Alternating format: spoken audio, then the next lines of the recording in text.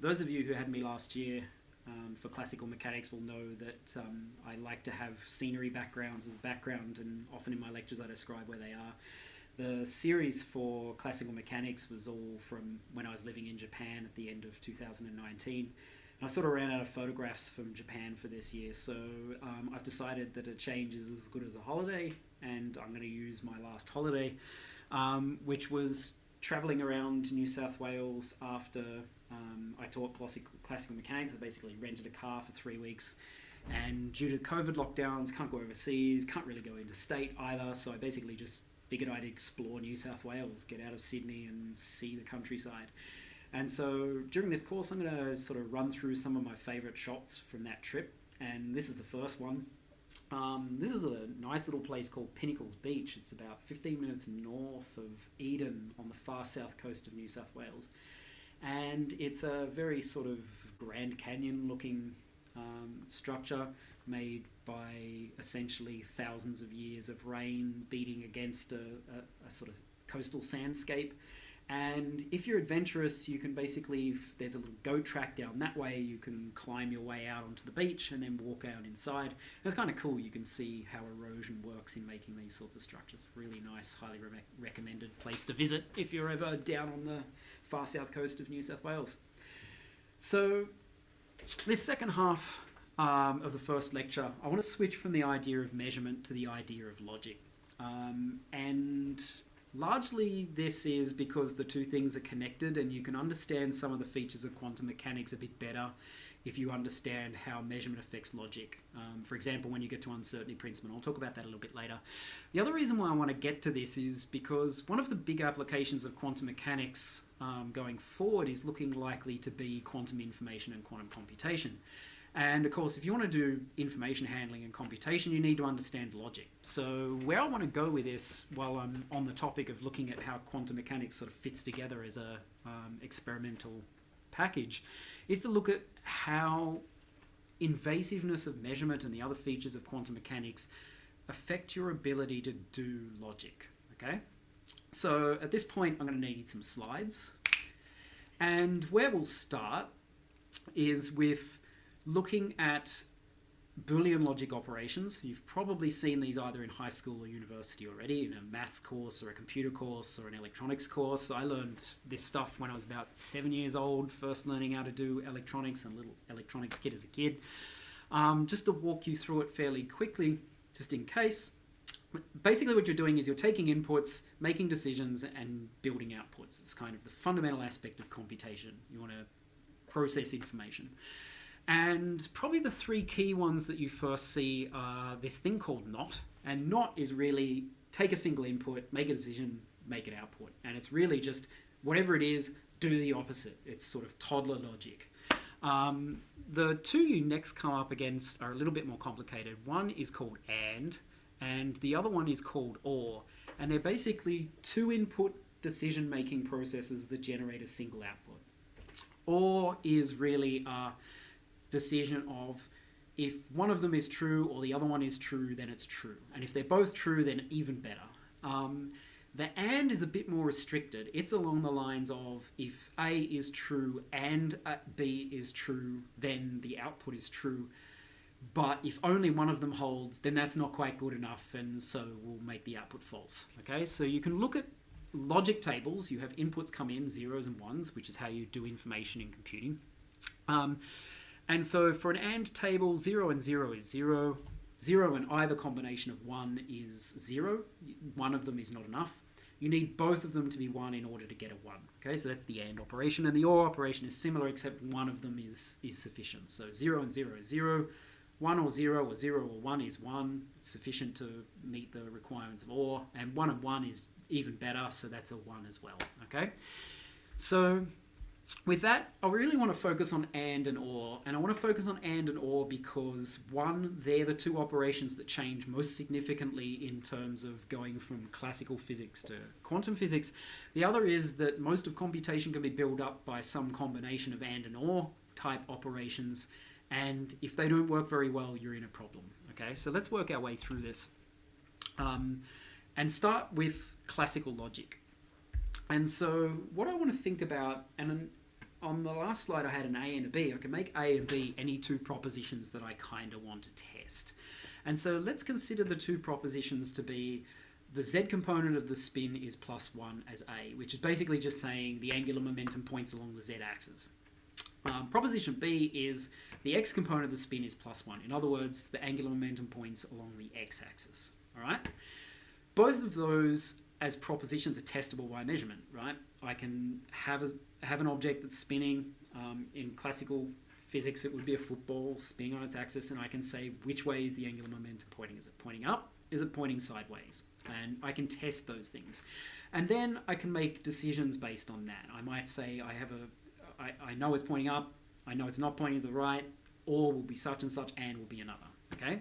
To keep this simple, because classical logic is kind of simple, I'm going to do or, I'm going to let you do and you can play around with the classical version later because it's kind of simple. And then the quantum version I'll slow down a little bit because the logic gets funny. Okay, so let's do or. First thing we're going to test here is A or B, right? So ask the question of is the angular momentum pointing along Z or is it pointing along X? And so to keep this kind of simple as an argument here, so I don't have to drag it out forever, I'm just going to assume for convenience that we've initially prepared the football in such a way that either the angular momentum points along Z or it points along X, right? Because it will restrict our choices. You can play with other options later and convince yourself that everything's hunky-dory. So if we're going to do A or B, our first step is going to be measure A, right? So what we want to do is non-invasively measure whether the angular momentum is pointing in the Z direction. Let's assume that we've set this up so that state A is true. If we do that, we have a look at the football and we go, yes, the angular momentum is pointing along the Z direction, therefore A is true. And A or B automatically is then true because one of these is sufficient for the answer. Okay, so yeah, pretty simple. I set myself up something, I got something out. Let's imagine we now prepare it in state B. So what we actually have is the football pointing along the x-axis. We would go and we would measure A. So what we would do is ask the question, is the angular momentum pointing along the z-axis? And we would find, actually, no, it's not. It's pointing along the x-axis.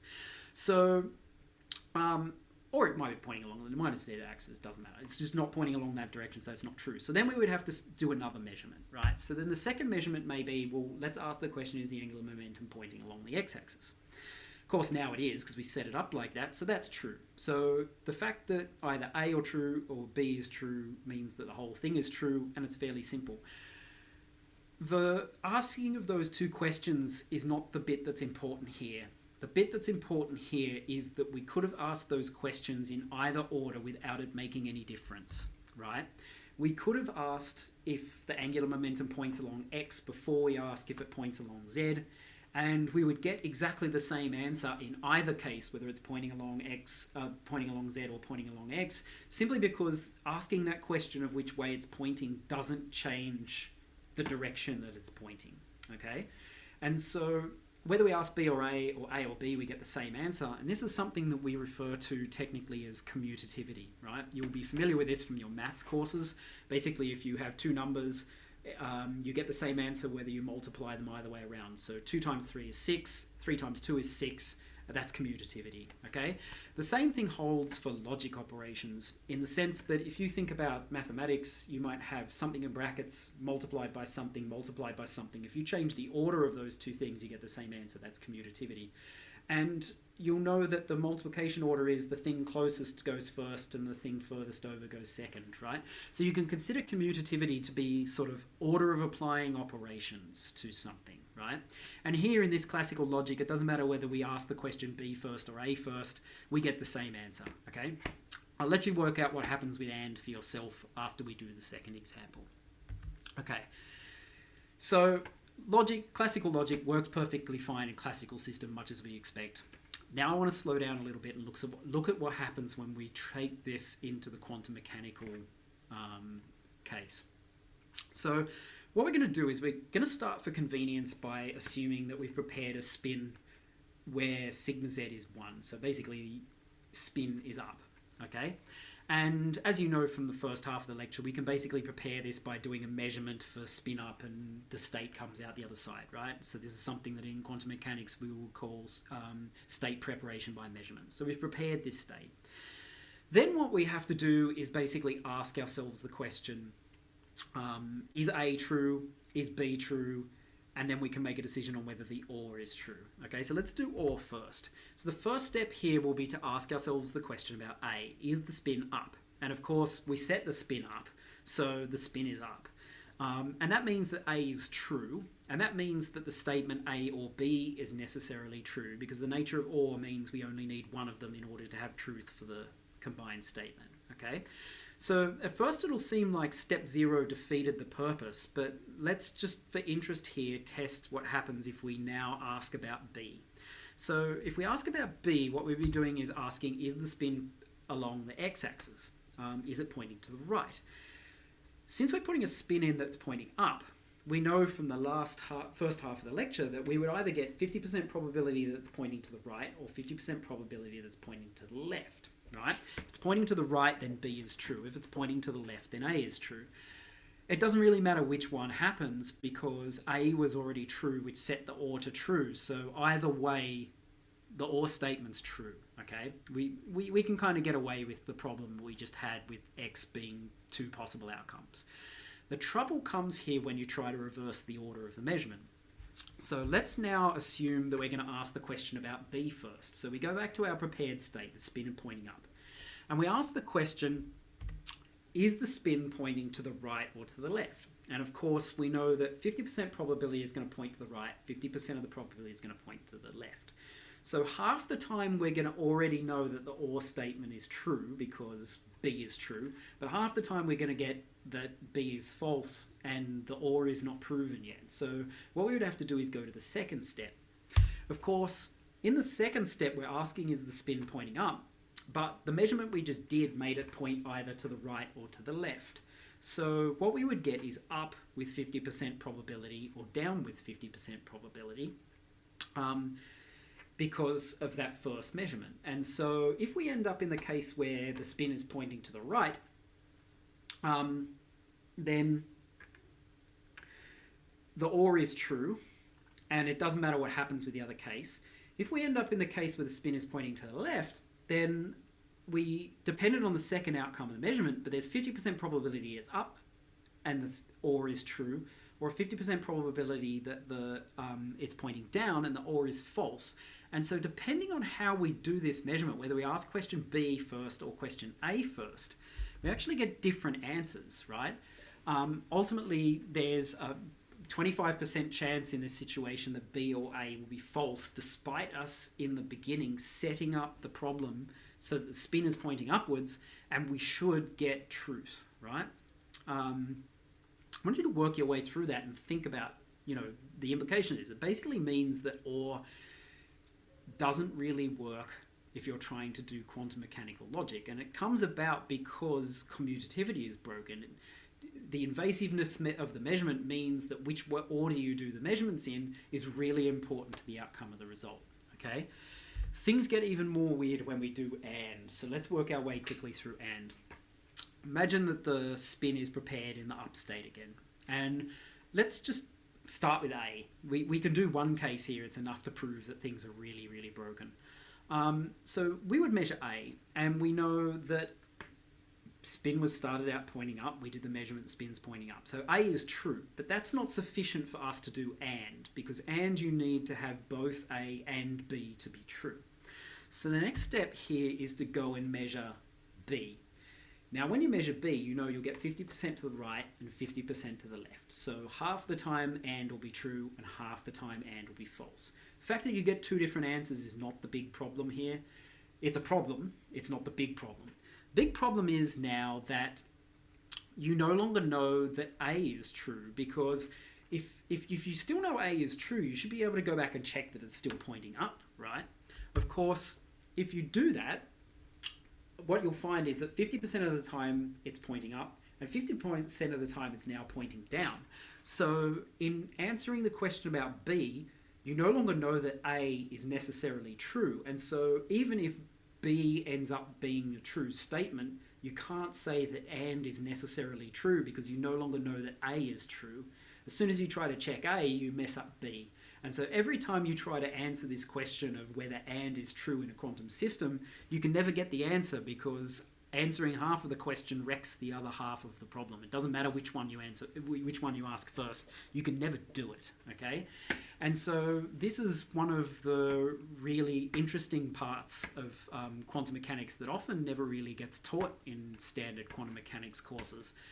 And I find it's actually quite important for two reasons. One is that firstly, it actually really nicely connects in logically to how uncertainty principles work.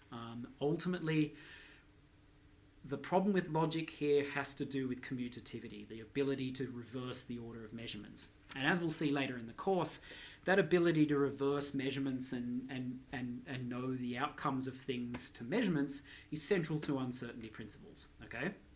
So those two things are connected together.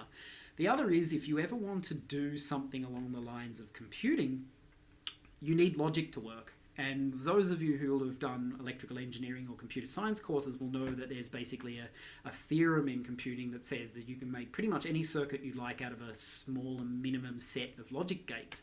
And one of those sets is to use not and not or. So basically you just use and or and you just invert the output to do this. You can make any logic or any computer operation you like out of some big tree of combinations of ands and ors all built up together, right? That makes classical computing work.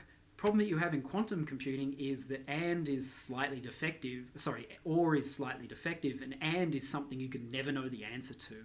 And so it's very easy to think that the real challenges in quantum computing in many senses are in, you know, how do I make a qubit, how do I make a superposition, so forth. And those are challenges. But ultimately, the thing that's actually really more complicated in this as well, and is often not well appreciated, is that you actually have to change completely the way you think about logic and computing to actually achieve computing at all. Because your normal ways of doing logic no longer work, okay? And so right at the end of this course, I'll give a optional non-examinable lecture on quantum, a little bit on quantum computing, and we'll talk a little bit about, you know, how we have to replace that kind of logic in order to achieve something with quantum computing. Okay, so two things I want to finish off with before I finish today's lecture. One is I want to present to you with something to think about as you go further through the course. And this one is one you might want to think about a little bit here. Don't spend hours on it, but you want to come back to it periodically through the course. As we get further along, what we're going to do is basically show that the mathematical framework we build here, we can apply to a particle along a line with some position x and p. And I want you to be able to then connect back the logic to what's connect the logic back to what's happening with logic in quantum systems. Pardon the double usage. And also I want you to come back to at the end once we have uncertainty principles, because you will be able to connect that meaning between logic and commutativity and uncertainty in quantum mechanics in a stronger way than you have it now. But sometimes it's good to think about these things before you have all the concepts in place. And one thing you come out of your first year courses with is, you know, an understanding that there's an uncertainty principle exists. Delta P, delta X is greater than H bar on 2. And often you don't understand it very well, and that's perfectly fine. That's just part of learning any subject. You don't understand it well, and then you gradually start to understand it better. And a lot of the times it's by asking these sorts of questions. And so what I want you to think about here is to consider the uncertainty principle that you learn in first year from the perspective of logic operation. So I want you to think about proposition A. Particle has a position x. And I want you to think about proposition B, which is that the particle has some momentum p. All right? It's moving along some line. We can measure what the position is, we can measure what the momentum is. It's just the mass times the velocity.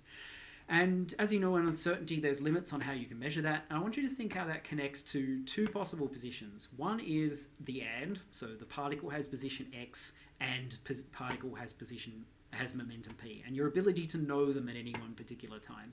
And also the or for this. So the particle has a position x or the particle has a momentum p. All right? I want you to think about the implications of measurement in that logic chain. And come back to it a couple of times. Don't beat yourself up about it if it doesn't make sense now. The whole point is it won't make sense now. But later on as you go, you will add ideas to this, and the logical connections will start to tie in together, and the subject will make more sense. Okay? The second thing I want to leave you with before we go to the next lecture is we're now going to get pretty solidly into some maths. We've done enough of understanding sort of the framework experimentally of quantum mechanics to be able to start building some mathematical models up. And that means that next time I'll be joined by my writing screen so I can do some algebra for you. If you want to prepare in advance to that, you might want to just spend an hour or so just reminding yourself, A, what complex numbers are, what's a real, what's imaginary, what is a conjugate, what are the implications of conjugates in complex numbers. The other one that you'll want to swat up a little bit will be linear algebra. What's a vector, what's a matrix, how do we multiply them, how do we add them?